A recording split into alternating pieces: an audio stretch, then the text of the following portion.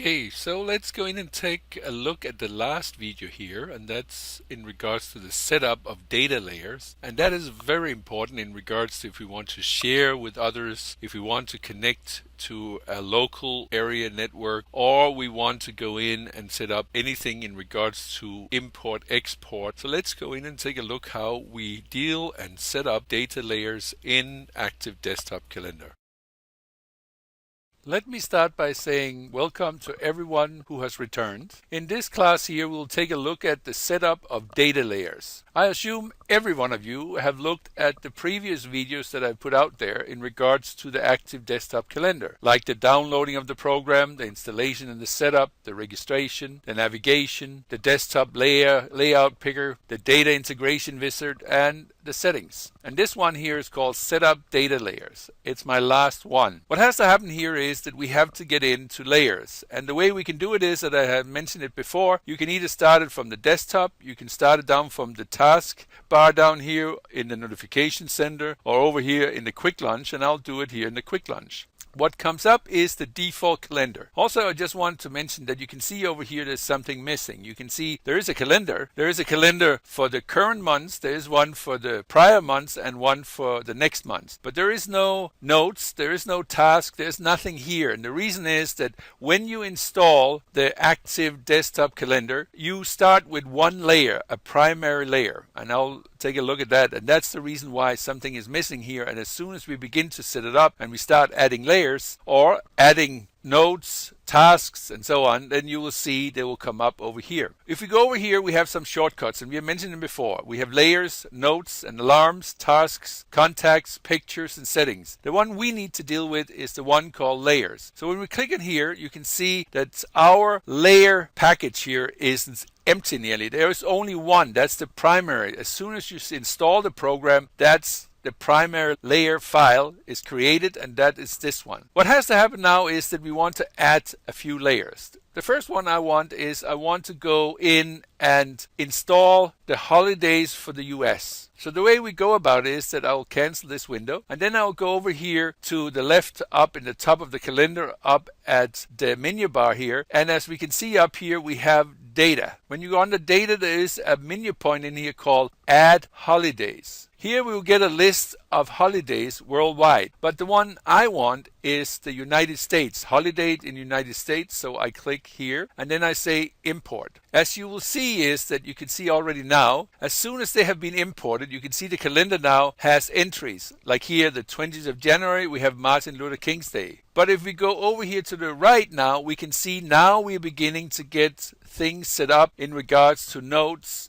in regards to tasks and so on. It's mostly notes here by now. I want another one. So I'll go up under data, under add holidays. I want holidays from Denmark. So I go in here, I'll import that. And what you can see now is that there came more entries over here because not all holidays that there is in the US is the same in Denmark. So we have added entries in here and they will be seen over here to the right. The next one is that I want to add a layer in regards to our Outlook. I have Outlook installed on my machine, and you can see here, if I open here, I have started Outlook up, so I don't have to do that. And to make it work, Outlook has to be started up before you can do it. So I'll go in here and say Add Outlook layer. We wait a little bit and you can see here the calendar of Outlook has been added here so that we have now a fourth layer called Calendar Outlook. Also what I can do in here is that I can go in and import data from files. It can be files that is either Active Desktop Calendar files, or they are the shared files, or they are comma separated files, or they are iCal files. These four versions of files I can import into my calendar system here, and you just take the file, press import like I just did in regards to the holidays, and they'll be added to our layers. And of course the file name will then be the layer name. When we go in here, then it will be added here. Then we have the shared LAN, and it has to be said that if I want to share my primary layer with somebody out there, then I have to go in and replicate to share. But at the same time, and here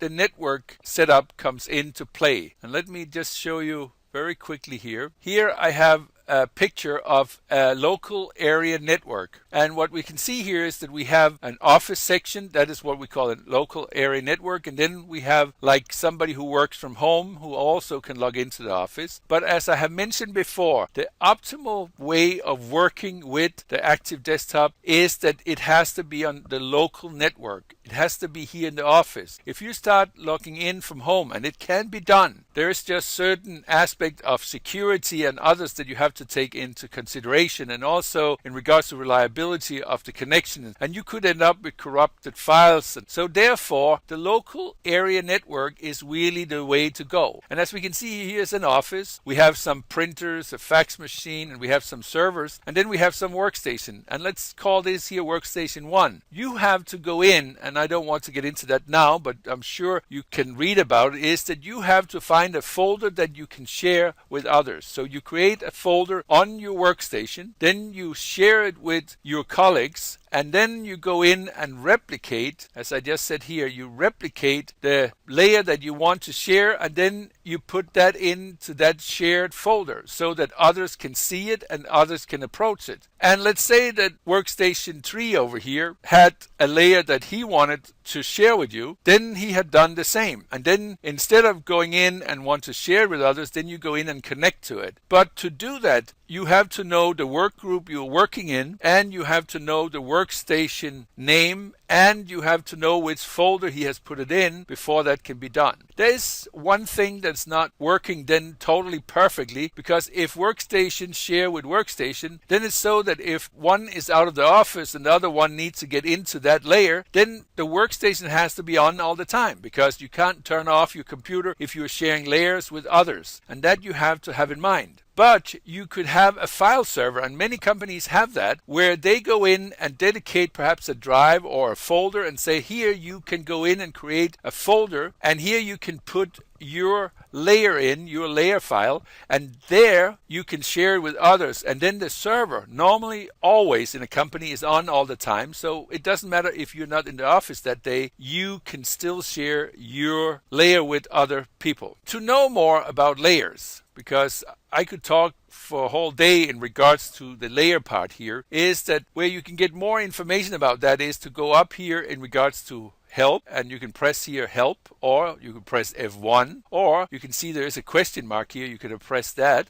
What comes up here is that you go in again to the help file, and here you can see data layers. And in here you can read everything you need to know in regards to layers. How you manage layers, that means add new layers, rename layers. You can go in and look how you import and export files, what kind of format, and in what sequence the information has to come in. You can go in and see how you share your layers over a LAN, over a local area network here. And you can go in and see that if you are sharing a layer of yours, you have to replicate it before you do that. And you can go in also in regards to Google. You can go into internet layers and add web layers and Outlook layers like we just did. There is a bunch that you can do in regards to layers. So that was the layers part. I'm sure that you have many questions in regards to the Active Desktop. There's stuff that we haven't spoken about, but we have covered most of it, and the rest you can find when you click here under the question mark. Go in and read about the stuff that you don't understand. But at least now, in regards to the Active Desktop Calendar, is that you can now download the program, you can install and set up the program, you can register the program, you can navigate the program, you can go in and set stuff up in regards to the desktop layout picker. You can go in with the data integration wizard, and you can also manage the settings and now set up data layers. So we have covered a lot. I'm sure there's stuff that we haven't covered, but use the help function in the Active Desktop Calendar feature. That's it. I thank you for looking at all my videos, and I hope to see you back here again.